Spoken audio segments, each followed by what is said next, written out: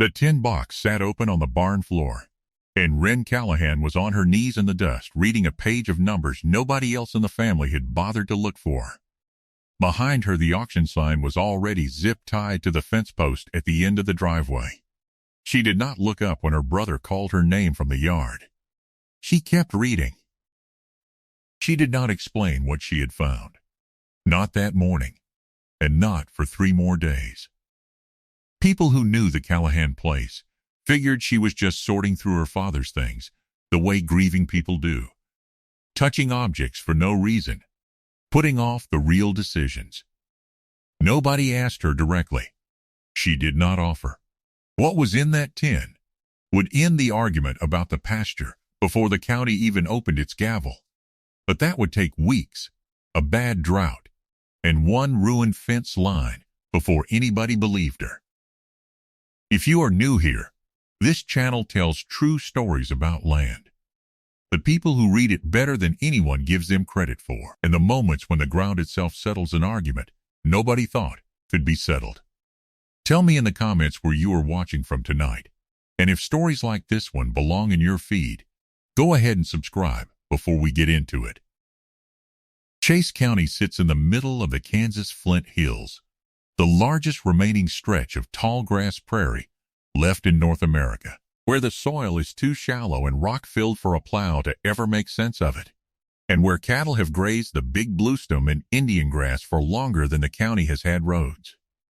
The limestone sits close under the topsoil out there, close enough that fence posts get set with dynamite instead of augers in some pastures. That same limestone is the reason the plow never came through and turned this country into wheat ground the way it did farther west. What the rock protected, the grass kept, and what the grass kept is one of the last true remnants of a prairie that once ran unbroken from Texas into Canada. Ranching families in that country do not measure land in acres so much as in carrying capacity. How many head a section can hold through a dry summer without the grass giving out for good? Cattle still get trailed to the railhead at Cottonwood Falls, some seasons the way they have for more than a century. And the courthouse there, built of the same native limestone as the fence posts, still holds deed records going back to territorial days. The Callahan place ran along Middle Creek, 1,100 acres of native prairie that had been in the family since before Kansas kept good land records at all. The kind of ground that had never once seen a disc or a plow, only hooves and rain and fire, the way it was managed for thousands of years before any fence went up at all. Wren was 26 that spring, the youngest of 3, and the one who had stayed. Her brother Denny farmed wheat 2 counties over and had debts of his own pressing on him, and he wanted the pasture sold fast before probate dragged the family through another winter of unpaid property tax. Their uncle, Hollis Reed, who had handled every Callahan legal matter since before Wren was born, agreed with Denny on the numbers, if not on the hurry. And their neighbor Ada Voss, who ran cattle on the section next door and had watched Wren's father work that ground for 40 years, thought the girl was chasing a ghost instead of grieving like a normal person. Nobody in that yard had ever called Wren the ranch hand. She had been the daughter who liked horses, the one who stayed home instead of going off to college, the one people assumed would end up doing the books for whoever bought the place. She had spent 6 years working that pasture at her father's side without anyone in town quite registering that she had learned anything. Denny was 3 years older, broad-shouldered, and quick-tempered in the particular way of a man who has spent his whole adult life one bad harvest away from trouble, and he loved his sister in the plain, unspoken way that never once translated into taking her seriously. Hollis Reed had practiced law out of the same storefront office in Cottonwood Falls for over 30 years, careful and slow-moving, a man who trusted paperwork more than he trusted feelings, and who genuinely believed the fastest sale was the kindest thing he could arrange for a grieving family. Ada Voss ran 300 head on the section next door, with her husband gone 10 years now, sharp-tongued, sunburned to leather. The kind of neighbor who would drive over at midnight to help pull a calf and needle you about it for a year afterward. She had known Wren's father since they were both teenagers riding fence, and she missed him in a way she covered with irritation because she did not know what else to do with it. The tin had been wedged behind a loose board in the tack room, the kind of hiding spot a man uses when he does not expect anyone to go looking. Inside it, Wren found the original deed to the 1,100 acres, brittle and foxed at the corners, and underneath the deed, a canvas-covered notebook filled with her father's handwriting. It was not a diary. It was a grazing log, years of it, dates and paddock numbers and rainfall totals and forage height measurements taken with a ruler pushed into the grass every week of every growing season for nearly 2 decades. Her father had never called it anything grand. He called it moving the cows around smart instead of moving them around lazy. What the notebook actually documented was a disciplined rotational grazing system, splitting the open range into a dozen smaller paddocks with portable electric fence, and moving the herd through them on a schedule tied to how fast the grass was recovering, rather than how convenient it was for the rancher. Continuous grazing, the kind most of the neighboring outfits still practiced. Let cattle wander a single large pasture all season, always drifting back to the same favorite grasses and trampling the same low ground, which meant the plants those cattle preferred never got a real rest and slowly thinned out while the ground cover the cattle avoided took over. Left long enough, a continuously grazed pasture quietly trades its best forage species for the toughest, least nutritious ones, simply because those are the only plants nobody keeps biting down. Wren's father had broken that cycle on purpose. Each paddock got grazed hard for a short window, days rather than weeks, then rested for a month or more, while the grass rebuilt its root reserves, and the trampled litter fed back into the topsoil instead of getting grazed away before it ever had the chance to decompose. A grass plant stores its recovery energy underground in its root system, and every time it gets bitten down and immediately bitten again before it can regrow its leaf area, it has to burn root reserves just to survive, which shrinks the root mass a little more with every cycle. Give that same plant a real rest period after grazing and the opposite happens. The roots push deeper looking for moisture and nutrients. And deep-rested roots pull carbon and organic matter down into the soil profile, building the kind of dark, spongy topsoil that holds water like a sponge through dry years and keeps the whole system producing forage even when rainfall drops. The trampled litter, left behind by a short, dense grazing period, also matters since it shades the soil surface, slows evaporation, and feeds the microbial life that eventually turns dead plant matter back into usable nutrients. It is not a trick, and it is not new. Ranchers on the shortgrass plains had been rediscovering versions of it for decades, usually the hard way, after watching their own ground go bare under the older set stocking methods everyone had inherited from their grandparents, without ever questioning. None of that would have mattered to the county appraiser sitting in Hollis Reed's office, who valued grazing land almost entirely on stocking rate, how many cow-calf pairs an average acre out there could support through a normal season. By that measure, and by the sun-bleached numbers on file from an appraisal done a decade earlier, the Callahan pasture looked like ordinary Flint Hills range, worth exactly what ordinary Flint Hills range was worth that year, and not $1 more. Wren tried to explain the notebook to Denny at the kitchen table, laying pages flat and tracing forage height over 4 growing seasons with her finger. He listened for about a minute before he told her their father was dead, and a notebook was not going to pay the tax bill. He was not cruel about it. He was scared, the way a man gets scared when he is already stretched thin somewhere else and cannot afford one more complicated hope.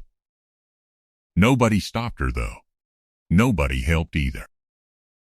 She rebuilt the paddock fencing that sprang almost entirely alone, stringing electric wire off her father's old reels, and the 2 weeks before the auction date, Hollis had already penciled in.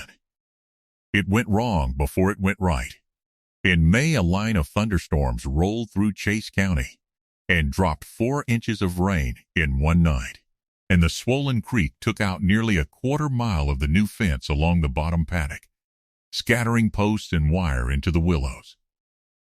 The cattle Wren had borrowed from Ada Voss to test the rotation on, 20 pairs, more animals than the family had run in years, got loose into the neighbor's winter wheat before dawn. Ada drove over furious, and Denny called it exactly the kind of expensive mess he had been afraid of from the start.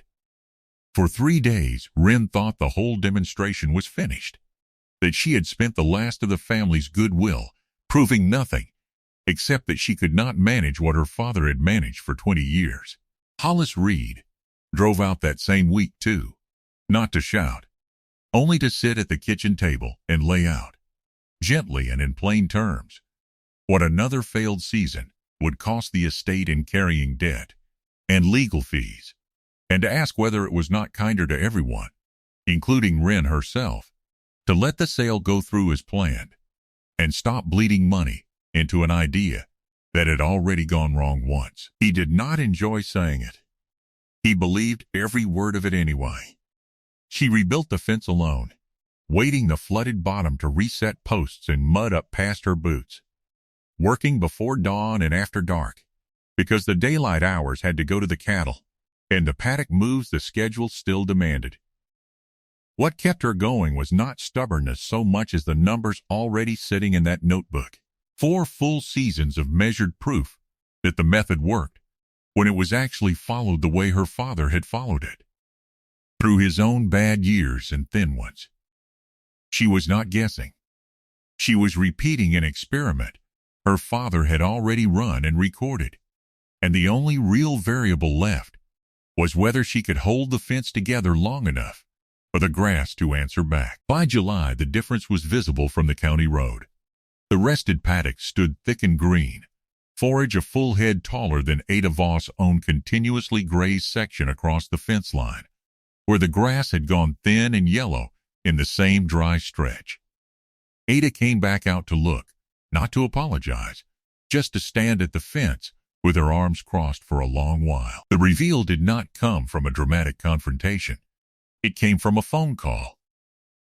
A regional land buyer working for a conservation-minded ranching outfit had been quietly shopping Flint Hills pasture that summer, driving section roads with a printed plat map and a pair of binoculars, and word travels fast in a county that size about which ground still looks green in a drought. He drove out, walked both sides of the fence line with a soil probe, pushing it into the ground on Wren's side, and then again on Ada's old continuously grazed side, and asked Hollis Reed to have the land reappraised before any sale went through, this time factoring in forage productivity and root depth rather than the decade-old flat rate everyone had been working from out of habit. The new appraisal came back 30% higher than the number Denny had been counting on.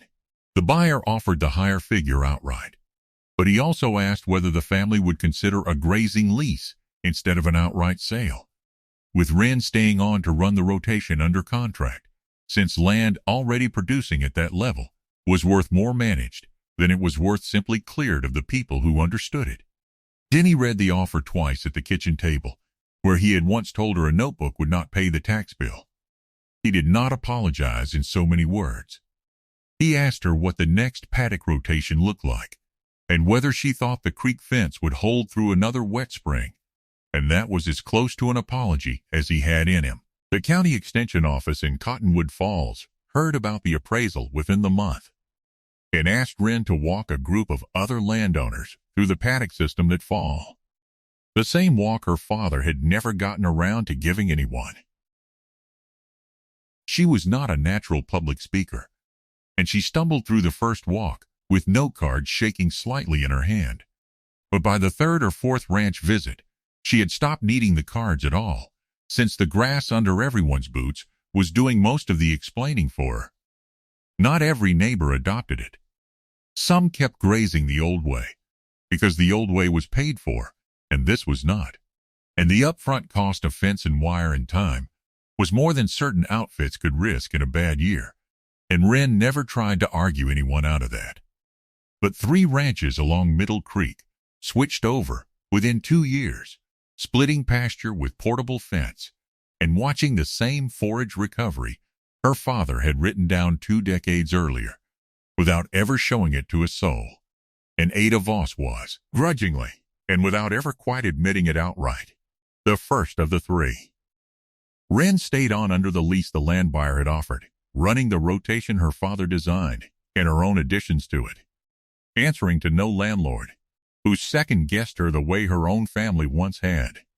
Denny kept his wheat ground 2 counties over, but he came out most springs now to help reset the creek fence before the water got high, and the 2 of them worked in a silence that had stopped needing an apology to be comfortable.